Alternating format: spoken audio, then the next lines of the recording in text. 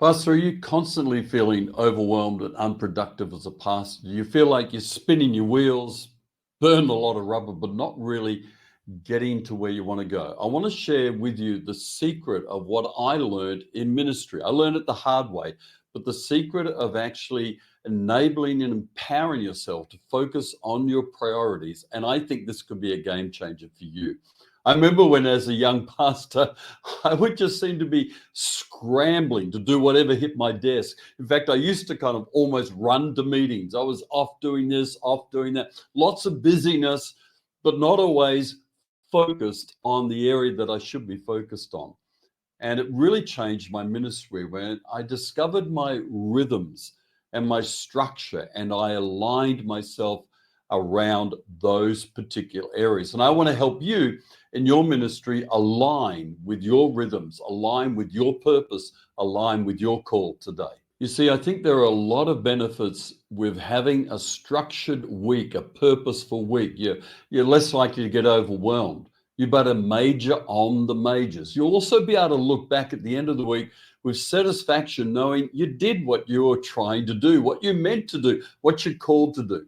The problems with being unstructured in your week is that you get overwhelmed and you forget your priorities and you just jump to the next thing.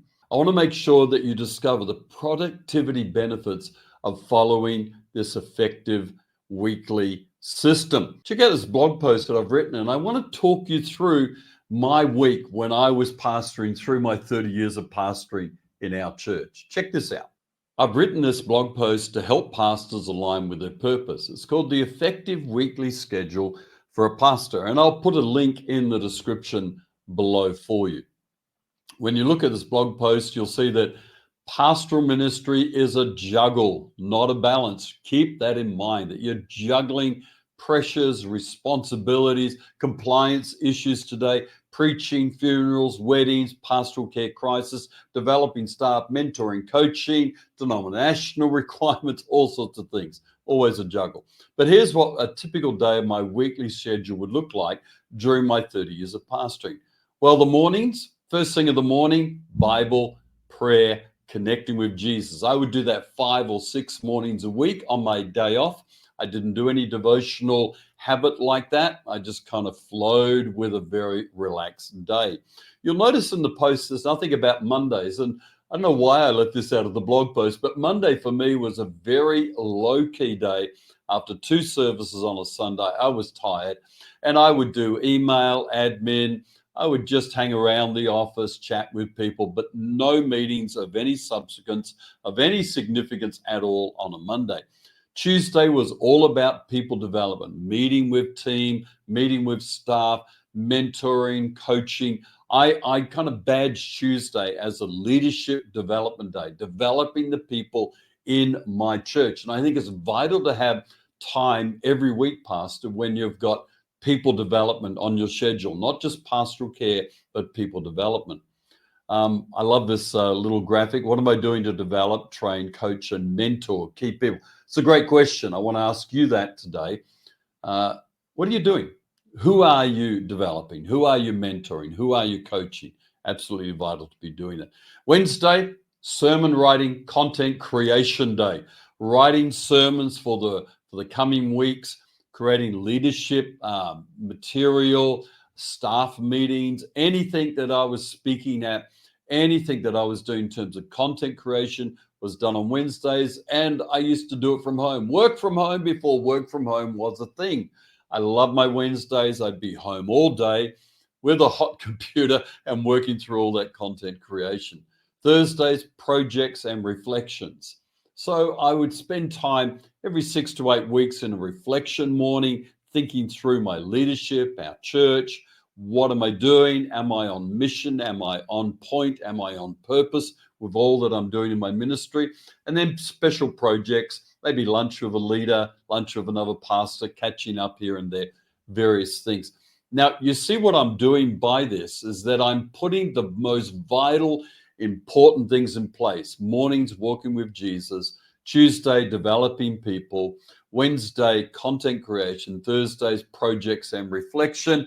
And once you've got those big rocks in place, then you're able to then do all the other things to fill it in. There'll be a crisis care meeting here. There'll be a meeting pop up that'll kind of wreck my Thursday. Great, no problem. There'll be a thing that'll bump into a Tuesday and I'll have to postpone something. That's fine. That's pastoring. That's life. But if you got the priorities in place, you get to Friday feeling like you've done something. Saturday, family day. Friday day, rest day, R&R. Doing whatever I like to dial down stress and pressure. Saturday, as I said, family day, especially when the family is younger. Give your entire Saturday. I encourage all pastors, please do not do sermon preparation on the Saturday. Now, if you're bivocational, sure, you might have to do something on a Saturday, but either do it very early in the morning or late at night. Give your family presence and engagement on the Saturday.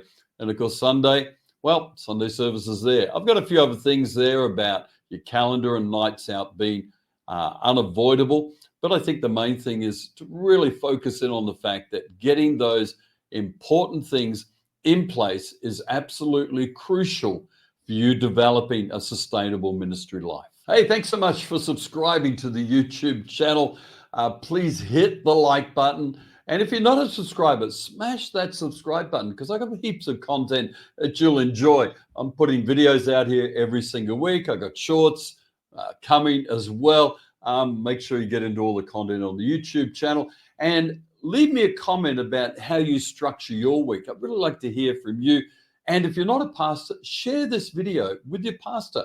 Encourage them to get into all the content on the Grow a Healthy Church channel. Now, let me give you some tips for implementing a structured approach to your week. Use recurring appointments in your calendar. What does that mean? Well, you put in your calendar your Tuesday appointments for people development, hit the recurring button once a month, once every 2 weeks, once every 6 weeks, whatever. Hit the recurring so you get ahead of the game. Let your calendar get populated ahead of time so you're in control of it, not someone else. Make sure you also balance your nights out, pastor, with the nights at home. With our staff on our church, we expected them to have 2 working nights every 7 days. That there'd be a couple of nights that they're out either doing pastoral care, leadership development, small group involvement, whatever. A couple of nights out a week was pretty normative. 3 nights, okay, if you've got to do it. Any more than 3, and I'm telling you, you're staying home more because I do not want pastors that I always had on my team working 4 or 5 nights a week. It's not sustainable. It's not healthy. Make sure also that you get your team and your board supporting all the boundaries you have in place around your calendar and your diary. Make sure you've got good boundaries in place. And with all this material, adjust it to your church size and church content. Don't kind of say, oh, well, it doesn't kind of fit my church size. Well, I think, Pastor, as long as you're making sure you're getting good rest days, good family time, good time to content create all that you need to do with sermons and messages and training, making sure you're doing people development, and you've got time for major projects and reflections.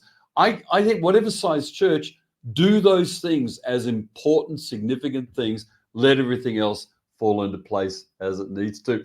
God bless you as you lead a sustainable ministry life.